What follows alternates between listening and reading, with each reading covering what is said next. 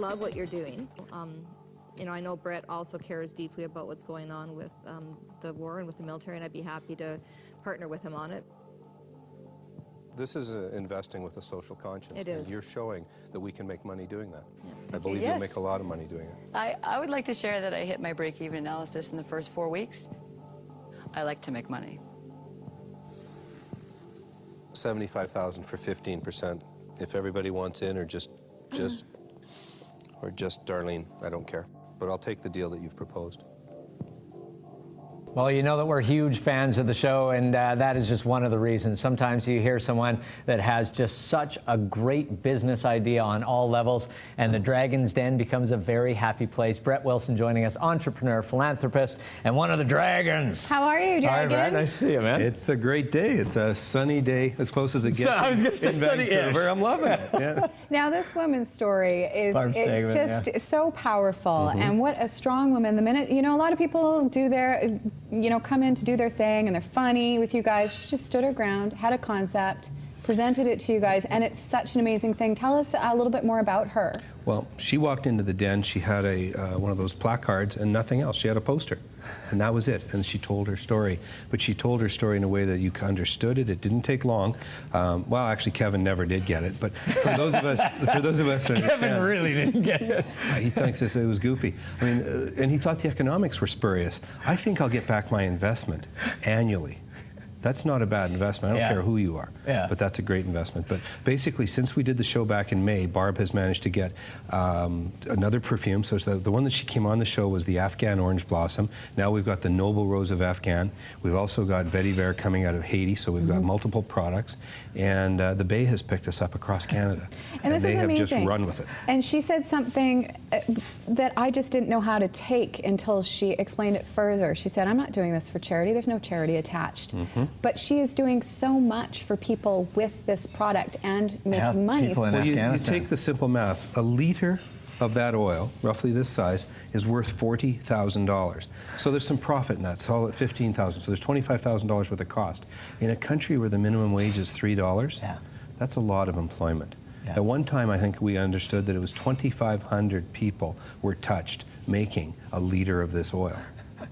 That's real employment. And again, there's nothing charitable about it. It might be socially responsible, which I buy and love and get, but it's not charity. And that's what Kevin didn't get. He doesn't understand that at all. Well, and the product's got to be great as well. And you guys all raved about the scent itself, the actual perfume, and the quality and the vibrancy of the scent. I might have given out more than 100 bottles at Christmas this year. Might have. I'm not going to confirm or deny that. There wasn't a single person who didn't respond saying, you know what, perfume's a very personal thing, but I love this. Well, it was amazing how we found a scent that works. You guys are obviously, I mean, the Dragons, the reason you're there, you guys are great business people. You have experience, you understand what it takes to make money and have successful business. What's it like when you find something like this that you can not only believe in as a business, but really believe in as a human being, as someone who wants to be a socially responsible person? Well, for me, the best part of this show is that I've been able to invest. I know there's lots of people who think Dragon's Den's about beating people up, but I've done 60 deals on the show in the 3 years I've been on. 60? I've invested in 30 of them, and they range from Frogbox in Vancouver and Kelvin with the Kelvin 23. Had him on here, I've invested in both of those, and there's a couple more coming. Even Banana Garden, which you might know. Banana Garden, of course we do. Everyone, the Dragons choke trying to get a deal done. Took me less than a day after I got on the phone with them. We papered a deal, had it done. I love what those guys are doing. But in Nanaimo, I changed the life of a woman with a $5,000 investment. She makes Elvis impersonator costumes. She'd been selling $50,000 a year for the previous 3 or 4 years, working with a couple of part-time sewers. Got her on the show. I invested, made a couple of introductions, a couple of ideas on her website, gave her some working capital. She's doing $150,000 a year right now. And there's a lot of Elvises out there because of you. Yeah, and Elvises continue to grow, so they need bigger outfits, and that's just the way. Mind of a businessman. You need the Elvis at all stages of his life. Stretch fabric only goes so far, so they come back for another one because they like the... The business is a huge element of the show, but I mean, you guys really the dynamic between the dragons is a huge part of the success of this. I mean, whether it's friction or whether it's friendliness, it doesn't matter. That's such a big part of the success. No, I'm going to wear elbow guards this year. Yeah. I intend to. You guys get dirty. Are you making room this year, Brett? Well, you have to. I mean, they put me on the corner this year. I used to be in the middle, but they put me on the corner so I could more effectively work against the other dragons. You're Once like they the were Simon finished, Cowell. You got to be on the end. No. That's Kevin's the Simon can do that. But it allows me to do a deal. I get all the blithering out of the way where they bibble, babble, and then I can stop and actually in the set say, all right, now that we're done with that noise, I want to find out how much money have you invested, how much time have you invested, what are your margins, where are we going to go, what are you going to do with the money? I can get into a real conversation instead of the made-for-TV blither, and that's why I end up getting deals done. So what's your advice on pitching when people do have an opportunity? You get it all the time when people are networking. How should they approach somebody like you with an idea without making an ass out of themselves?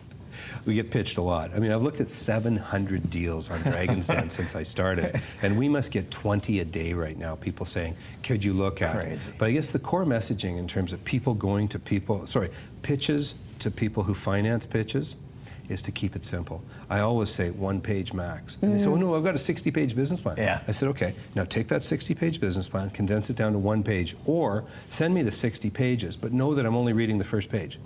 So it better be good. So you can print it. If it's just the cover page, then you're gone. Well, and this ties back into Barb's presentation and her whole business. She came in and it was a very simple presentation, but so effective. Exactly. So it goes back to KISS, keep it simple, stupid.